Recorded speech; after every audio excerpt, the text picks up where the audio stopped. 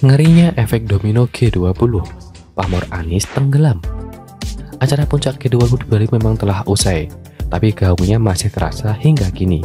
Kesuksesan membuat nama Indonesia terangkat, namanya Jokowi menuai pujian. Sulit untuk tidak bangga dengan Indonesia. Coba pikir, sebelum KTT G20 ada KTT ASEAN di Kamboja dan sesudah itu ada KTT APEC di Bangkok. Gaungnya tidak seheboh dan sebesar KTT G20 di Bali. Bahkan KTT APEC diwarnai dengan aksi demo yang berujung rusuh. KTT G20 adalah ajang pembuktian bahwa Indonesia bisa dipercaya oleh dunia. Tujuan dari semua itu adalah agar dunia tidak tahu untuk bermitra, berbisnis, bahkan berinvestasi di Indonesia. Apa tentunya betapa menganggangnya persiapan KTT G20 di Bali? 17 kepala negara dari 20 negara G20 hadir di Bali. Mereka adalah kepala negara dari negara-negara paling powerful di dunia. Jadi, kehadiran mereka harus dipastikan aman dan nyaman. Salah sedikit saja, Indonesia bakal dikecam seumur hidup. Ada banyak resiko dari perhelatan KTT G20. Ada banyak faktor yang bisa menggagalkan acara ini dan membuat Indonesia tidak dipercaya dunia. Tapi untunglah perhelatan sukses, bahkan dipuji dunia.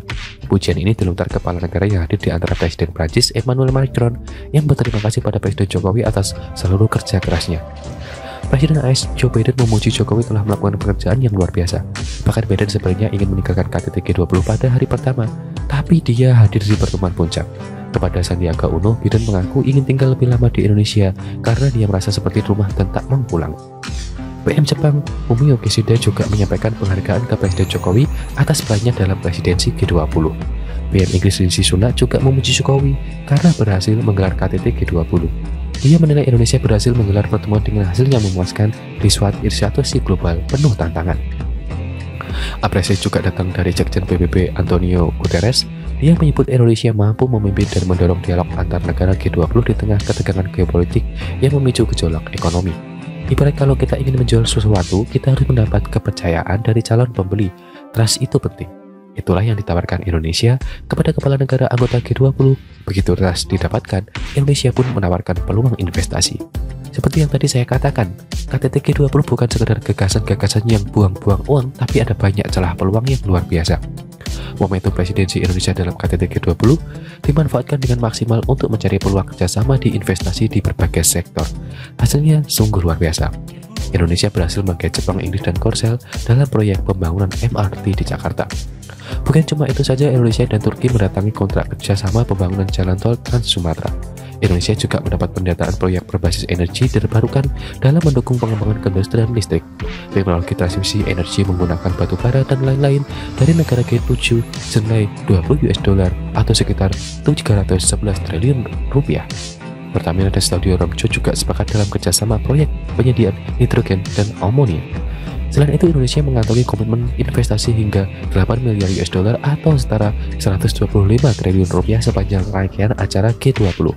Sebagian investasi tersebut adalah untuk pembangunan IKN Nusantara. Sudah cukup? Masih belum.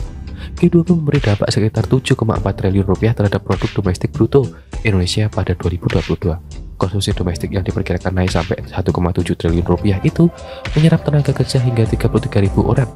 Itu hanya di Bali. Dampak sampingannya adalah investasinya akan mempengaruhi Indonesia secara keseluruhan. Jokowi bahkan punya ambisi yang lebih gila, yaitu dengan siap menjadi tuan rumah Olimpiade pada tahun 2036. Lokasinya bukan di Jakarta atau Bali, tapi di IKN. IKN belum nampak wujudnya, tapi Jokowi berani berkomitmen. Efek multiplier dari KTT G20 ini sangat luar biasa. Bukan hanya tentang martabat dan harga diri bangsa, tapi juga kepercayaan dunia yang berimbas pada ekonomi yang semakin kokoh. Jadi apa yang sebenarnya dilihat oleh barisan sakit hati sehingga melihat dari sisi negatif? Apalagi para buzzer yang begitu membanggakan kehadiran Anies di KTT G20, bahkan ada hoax di mana pemimpin negara G20 mengundang Anies, menyebut Anies presiden.